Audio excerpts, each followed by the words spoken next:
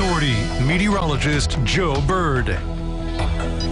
12:19 and no severe weather expected today. Just the clouds and scattered rain out there, isolated in nature. But that changes though overnight. So let's kind of show you here what I'm thinking right now when it comes to the severe weather threats that we have going on for tomorrow, because they're out there and some will be in play and then some will not be in play depending on the time of the day. So I'll detail that for you here in a second. But nonetheless, when it comes to the severe threat until 6 o'clock tomorrow morning, all factors are in play. Damaging wind, large hail, brief tornado cannot be ruled out. But it's all on the low scale, kind of low to medium, but it's there. It's on the low scale right now, so I'm glad to report that here to you.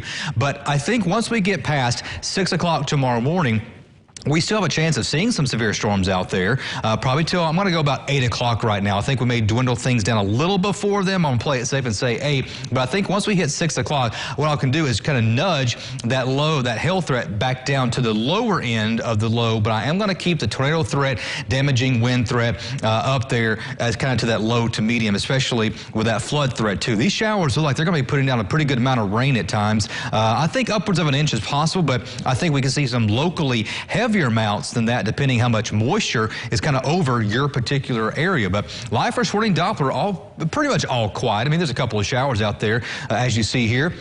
South of West Salem, got some here just south of Mount Carmel right now, and a couple of drops over in the Grayville area too. Not much out there, but you can see it's got some very small yellow pockets in there too. Of course, some of these can be some false returns around the radar, but there's a little bit of rain out there, not a whole lot. The big bulk of the rain we had today, that's already come and gone. That was early this morning as that warm front lifted up to the north. But lots of clouds on the roofclaim.com camera in Owensboro, where it's 59 degrees right now in Owensboro. Green on the weather bars just means we stay storm-free. Doesn't mean we have lots of sunshine or anything on the way in. Just means we're staying storm-free, so that's good news there. A degree cooler, Evansville, 58 degrees. Dew point, 54. Now, here's the factor. We got to watch these dew points, because if we can keep them in the 50s, that'll be great as these storms move on in. If we get things closer to 60 and in the 60s, that's more fuel for these storms to kind of tap into. As long as we keep it south of 60, we can still have severe weather, but should not be as bad.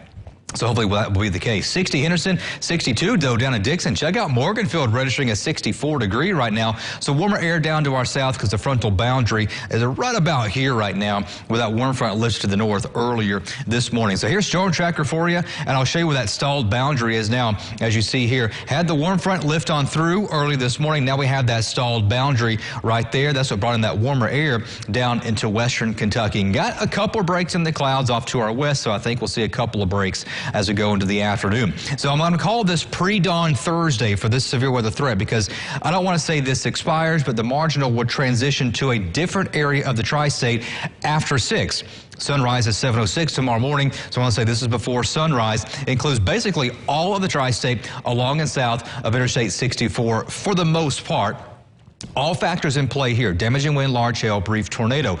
After 6 o'clock, that marginal threat shifts a little bit because this system will be moving off to the east as it comes on through. So after 6 a.m., level 1 marginal continues still for Evansville and points down to the south and to the east, down into all of western Kentucky. But that should be more of a brief tornado and damaging wind threat the way things look right now. So we'll go to future tracker here, kind of show you what's going to happen. Got a couple of breaks in the cloud this afternoon. Not much going on there, but I think by about 2 or 3 o'clock tomorrow morning, we're going to start noticing showers and storms entering the tri-state, crossing over the trade water down from Hopkins County, Webster County, up into Union County, probably to Evansville in the 4 to 5 o'clock time range, and in Owensboro by about 5 o'clock. And this system, the heavier amounts of rain and the better chance of seeing an isolated severe storm, I think, will be down in western Kentucky. But all that marginal area I showed you definitely in play. Here, 7 o'clock, still a couple more spotty showers still out there, but I think the bulk of the storm chances will really be dwindling down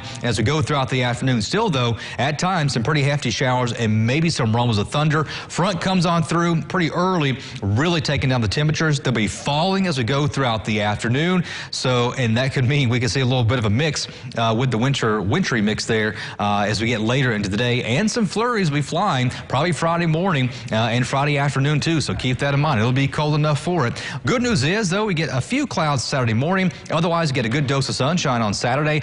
Highs seasonable in the lower 40s. Right back though above normal starting on Sunday with 51. Monday, unfortunately, I know it's Martin Luther King Jr. holiday. Unfortunately, that looks to be just a wet day overall. So. Yeah, it does. Have the weather radio program to wake you up tonight just in case. I know. Bracing for that. All right. Thank you very much, Joe, for that update. We'll have our pet of the day next.